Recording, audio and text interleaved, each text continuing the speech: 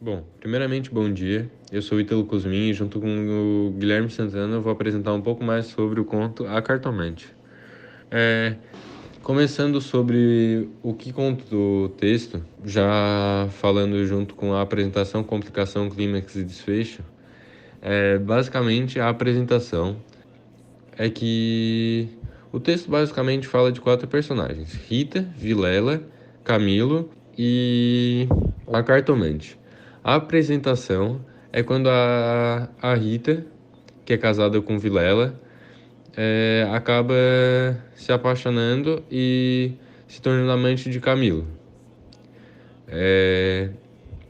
E angustiado com essa situação amorosa que ela se encontra, ela foi procurar uma cartomante e contou pro Camilo, que acabou zombando dela. E a Rita e o marido viviam em Botafogo e ela escapava de casa para encontrar o amante nas ocultas. A complicação ocorre quando o Camilo começa a receber cartas anônimas de alguém que mostra ter conhecimento dessa relação que ele tem com Rita. Aí o Camilo, sem saber muito como reagir, acaba se afastando de Vilela, que era seu amigo. Vilela e Camilo são amigos de infância. Porém, o Vilela acaba convidando o Camilo para ir na sua casa. E essa é outra complicação. E o clímax e o desfecho ocorrem após o Camilo consultar a cartomante. Então, quando ele vai para casa de Vilela, acaba contando o final trágico do conto. O Vilela já sabia da traição e quando o Camilo chega lá, ele se depara com a Rita assassinada e acaba sendo assassinado também por Vilela. Agora falando sobre quando se passa, o texto se passa em 1869 e ele tem um tempo psicológico. Não conta muito bem como o tempo vai passando, mas tu percebe com os pensamentos do personagem e coisas do tipo. Sobre agora a análise do espaço, o conto fala sobre muitos lugares que passam. Alguns desses lugares são a Rua da Guarda Velha, a Casa da Cartomante, a Rua dos Bárbaros, a Rua das Mangueiras, Botafogo, Guarda Velha, Largo da Carioca e a Casa do Vilela, entre outros. E o único desses que foi mais especificamente descrito foi a casa da cartomante quando o Camilo foi visitá-la. E basicamente as ambientações que predominam, creio eu, que são as internas, que são onde ocorrem as cenas mais impactantes. É um conto de poucos personagens. Os únicos personagens secundários que tem são o homem que controla o tio Buri e o pai e a mãe de Camilo, que são brevemente apresentados pelo narrador. E falando um pouco mais sobre os personagens principais, o Vilela, ele é um bom marido, é um bom amigo, é um advogado e ele é um pouco ingênuo. Ele é marido da Rita e é traído pelo seu melhor amigo, que é o Camilo. Ele é um pouco radical também, como o texto mostra. O Camilo é uma pessoa ingênua na vida moral e prática, é um amigo falso, traidor e é um moço meio descrente, como a história conta.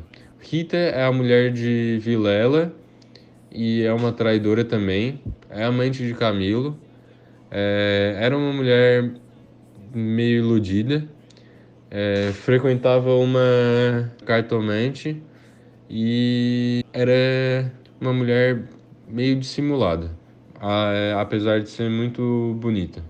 E tem a cartomante, que é um personagem muito importante na história. Ela é uma mulher que tenta se mostrar superior a todos e ela é uma incógnita na história. Tu não sabe muito bem se ela participa do clímax ou não. E falando sobre o foco narrativo, a história é narrada em terceira pessoa e quem conta a história é o narrador. É o narrador onisciente que não se intromete muito na história. E é basicamente isso. Agora o resto é com o meu amigo Guilherme.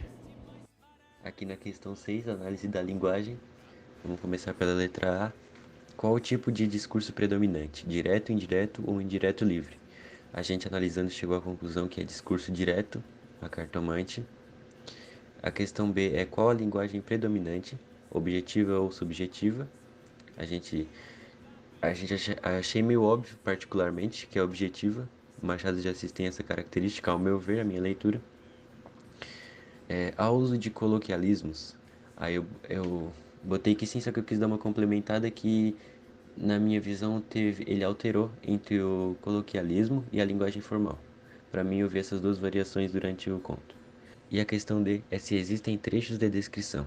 Aí eu botei que sim, botei que a descrição do trecho. E aí foram ambos estrada fora, braços dados, piscando folgadamente por cima das ervas, e 4 pedregulhos, sem padecer nada mais que algumas saudades, quando estavam ausentes um do outro. Eu achei esse trecho bem descritivo e por isso coloquei ele aqui. E a questão 7, comentário final, a letra A diz quais são os temas enfocados. Eu coloquei três, tive que dar umas duas lidas para chegar a essa conclusão, mas eu acho que é paixão, né? A paixão foi fácil, porque querendo ou não ocorre isso, apesar que no final tem, como dizer, uma reviravolta, mas durante a maior parte do conto é paixão. Adultério, pelo final do conto, e ansiedade. Chegamos a essas três conclusões, eu e o Ítalo aí analisando. A letra B diz que tipo de mensagem foi transmitida. No meu ver, é que deve-se filtrar bem as amizades, pois como vimos na história, o Vivela cobiçou e ficou com a mulher do seu melhor amigo. Depois também teve consequências, como a gente sabe. E essa é a mensagem que, ao meu ver, foi transmitida. A letra C da questão 7 diz que tipo de crítica social se teceu, e ao meu ver é a hipocrisia, que naquela época, né, reinava na sociedade burguesa. Então, como crítica social, ao meu ver, o conto da cartomante tem a hipocrisia. A questão 8 é o movimento literário, né? E eu coloquei que é o realismo, porque achei isso bem explícito durante o texto. O realismo é um movimento voltado para a representação da realidade que é vivida pela sociedade, e a gente pode comprovar isso sabendo que o conto basicamente não passa de relações humanas e laços afetivos, que no caso do conto foram rompidos. Entendeu? Então, para mim, o realismo, para mim, Puito, né, com a gente analisando, achamos o realismo bem explícito. E é isso. Esse é o nosso trabalho. Espero que todo mundo tenha gostado, se divertido. E é isso aí, rapaziada. Depois dá like no vídeo, tá, Sora? Tamo junto. Falou.